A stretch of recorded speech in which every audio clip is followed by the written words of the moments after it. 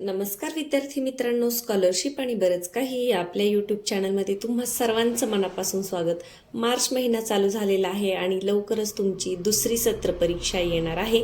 तर आपण इयत्ता पहिलीसाठी आपण जे 3 विषय आहेत, मराठी, गणित आणि इंग्रजी, याचा तुम्हाला प्रश्नपत्रिकेमध्ये कशा स्वरूपाचे प्रश्न येऊ शकतात हे सराव प्रश्न मी आज दाखवणार आहे. इयत्ता पहिलीचा जो नवीन अभ्यासक्रम आहे त्याचं पुस्तक समोर ठेवून मी हे सरावासाठी प्रश्न तयार केलेले आहेत. तर याचा तुम्हाला येणाऱ्या परीक्षेमध्ये नक्कीच फायदा होईल. तर पालकांनी काय करायचं आहे, या हे प्रश्न जे आहेत मी दिलेले ते तुम्ही मुलांचे वहीमध्ये किंवा पाटीवर सराव करून घ्यायचा आहे. म्हणजे काय होतं, जेव्हा पेपर समोर येतो तेव्हा अगदी पहिलीपासूनच मुलांना स्वतःहून प्रश्न समजून घेण्याची, वाचण्याची आणि व्यवस्थित सोडवण्याची सवय लागते. चला तर मग व्हिडिओला सुरुवात करण्यापूर्वी चॅनलवर नवीन असाल तर चॅनलला सबस्क्राईब करा. आपल्या चॅनलवर तुम्हाला मंथन आणि स्कॉलरशिपसाठी तसेच तुमच्या शालेय परीक्षांसाठी उपयुक्त असे व्हिडिओ पाहायला मिळतील. तर द्वितीय सत्राचा पेपर लेखी पेपर असतो 30 मार्कांचा. आता हे आपण सुरुवातीला आज गणितचे प्रश्न तुम्हाला कशा प्रकारे असतात हे पाहणार आहोत. तर पहा, प्रश्न पहिला आहे, जड वस्तू भोवती गोल कर. मग जड हलकं या संकल्पना मुलांना आहेत. तर जड वस्तू जी दिसते त्याच्याभोवती तुम्हाला गोल करायचं. मग पहा, एक मोठं एक छोटं. मग या पद्धतीने कोणतंही चित्र काढून तुम्ही मुलांचा सराव घेऊ शकता. इथे पहा, छोटा बॉल, मोठा बॉल. मग जड वस्तू भोवती त्यांनी गोल करायचा आहे. आता इथं उदाहरण म्हणून आपण 2-2च घेतले. घरी सराव घेताना तुम्ही एकापेक्षा जास्त प्रश्न मुलांना सरावासाठी देऊ शकता. पुढे आहे प्रश्न दुसरा, तो म्हणजे चित्र पाहून घटनांचा योग्य क्रम लाव.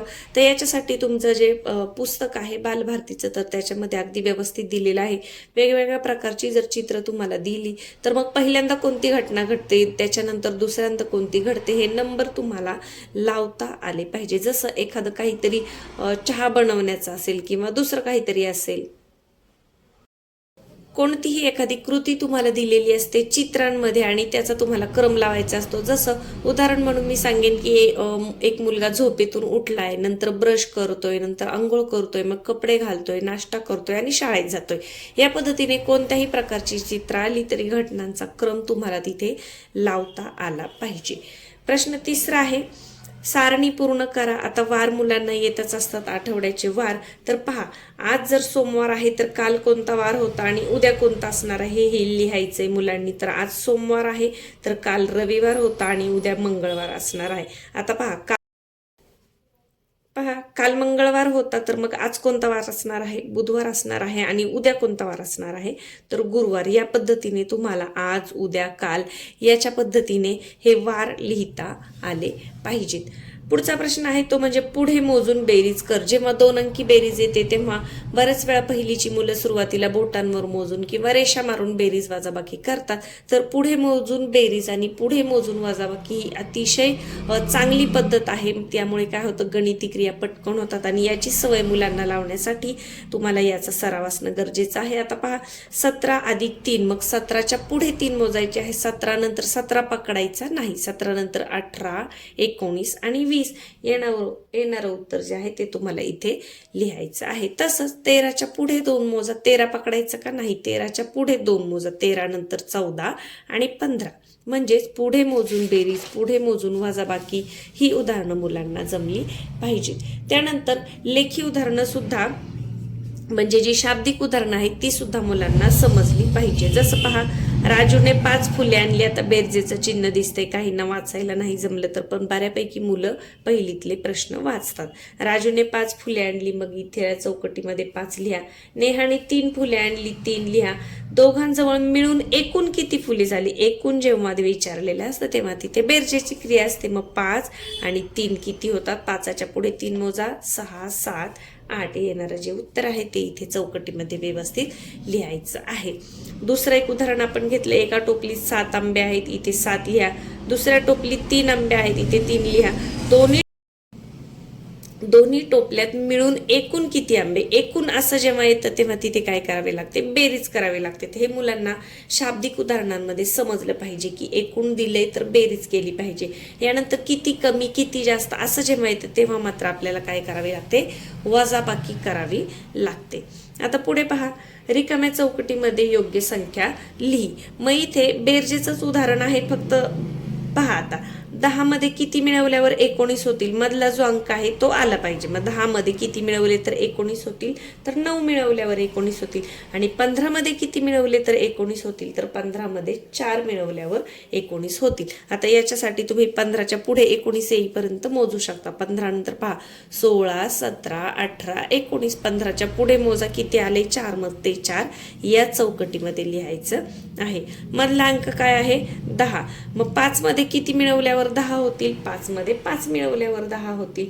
4 मध्ये किती मिळवल्यावर 10 होतील, 4च्या पुढे मोजा. 4 नंतर 5, 6, 7, 8, 9 आणि 10 म्हणजे 4 मध्ये 6 मिळवल्यावर 10 होतील. तर वेगवेगळ्या प्रकारे बेरीज आणि वजाबाकीची उदाहरणं मुलांना जमली पाहिजे. यानंतर मुलांना गट करता सुद्धा आले पाहिजे. जसे पुढील वस्तूंचे समान गट तयार कर. आता पहा, मग इथे तुम्हाला वस्तू काढायच्यात. किती आहेत, 1, 2, 3, 4, 5, 6, 7, 8. 8 वस्तू 2 गटामध्ये करायचे. पहा मग 1, 2, 3, 4. 4 एका गटात येतील किंवा एक एक वस्तू काढा आणि एक याच्यात ठेवा, एक याच्यात ठेवा. असं केलं तरी तुम्हाला येणार आहे. पहा, एक याच्यात ठेवलं, हा दुसरा इथे ठेवला, तिसरा इथे ठेवला, म्हणजे काय होतं, समान गट तयार होतात. चौथा इथे ठेवला, मग पहा 5वा इथे ठेवला, 6वा इथे ठेवला. या पद्धतीने खूण करून सुद्धा तुम्ही करू शकता. आणि ज्या मुलांना मोजता येते, व्यवस्थित तोंडी जमते, त्यांनी स्वतः मोजून सुद्धा तुम्ही हे पटापट काढू शकता. पण अगदीच एखाद्याला मोजायला जमलं नाही तर ही पद्धत सुद्धा तुम्ही वापरू शकता. तर या पद्धतीने समान गट तयार करता आले पाहिजेत. आता किती आहेत पहा, 1, 2, 3, 4, 5, 6. 6 गोलांचे गट करायचे. मग पहा 1, 2 इथे येतील, 1, 2 इथे येतील, 1, 2 इथे येतील. म्हणजे किती गट तयार होतील, 3 गट तयार होतील. म्हणजे इथे भागाकाराची जी मूळ संकल्पना आहे त्याची थोडीशी तोंड ओळख मुलांना दिलेली आहे. यानंतर बेरीज किंवा वजाबाकी करून मधली संख्या तयार करा. आता बेरीज करा किंवा वजाबाकी करा, कसंही करा असं त्यांनी सांगितले. मग 10 करायचं, मग मी काय लिहू शकते, मगाशी जसं आपण म्हटलं 5 अधिक 5 बरोबर 10 होतं. यानंतर वजाबाकीचं जर करायचं झालं तर पहा 15 वजा 5 किती होणार आहे, 10च होणार आहे. म्हणजे एक उदाहरण आपण बेरजेचं तयार केलं, एक वजाबाकीचं तयार केलं, कारण इथे आपल्याला बेरीज वजाबाकी दोन्ही सांगितले. अजून काय होऊ शकतं पहा, जसं 9 अधिक 1 10 होऊ शकतं. त्याचप्रमाणे 11 वजा 1 10च होतं. या पद्धतीने मधली संख्या येईल. या पद्धतीने बेरीज आणि वजाबाकीची उदाहरणं सुद्धा मुलांना स्वतः तयार करता आली पाहिजेत. आता मी इथे उदाहरण म्हणून प्रत्येक याची 2-2 उदाहरणं घेतली. तुम्ही याच्यापेक्षा 3-4 उदाहरणं जरी मुलांना सरावाला दिली तरी ते पेपरमध्ये अगदी व्यवस्थितपणे सोडवतील. आता 14 दिले, मग काय करू शकतो आपण, 10 अधिक 4 10 आणि 4 14.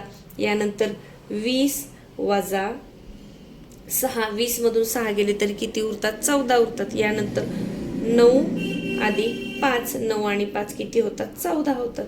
यानंतर 15 वजा 1 15तून 1 गेला किती उरतात, ते 14. म्हणजे मधली संख्या उत्तर येईल. या पद्धतीची उदाहरणं तुम्हाला तयार करायची आहेत.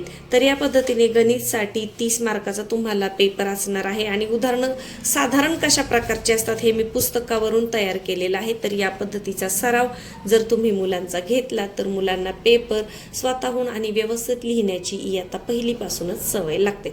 आता महत्त्वाचं कुठं आहे गणितामध्ये पहा, शाब्दिक उदाहरणं बऱ्याच मुलांना अवघड वाटतात. बघूनच त्यांना असं वाटतं की हे काहीतरी वेगळं आणि थोडंसं अवघड आहे. पण आपण जर त्यांना व्यवस्थित सांगून दिलं की एकूण आलं की बेरीज करायचे, किती कमी किती जास्त आलं तर वजाबाकी करायची, शाब्दिक उदाहरणं सोडवता आली तर मुलांना गणिताचा पेपर एकदम सोपा वाटतो. तर पुढच्या व्हिडिओमध्ये आपण मराठी आणि त्याच्यानंतरच्या व्हिडिओमध्ये इंग्रजीचा सुद्धा कशा पद्धतीने मुलांचा सराव घ्यायचा आहे हे पाहणार आहोत.